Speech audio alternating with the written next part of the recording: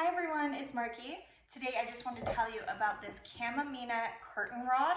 So this is a double curtain rod. So the bigger one goes in the front and then the smaller one goes behind it. This is so you can keep like lighter curtains, like more sheer behind bigger, heavier ones, like maybe even blackout ones. Just so you can open those up during the day and then still have the sheer curtain behind it. I really like that look, so I think this is awesome for that.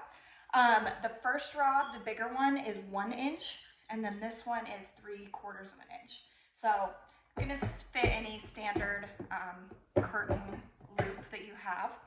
And then also the ends of them have these little decorative balls.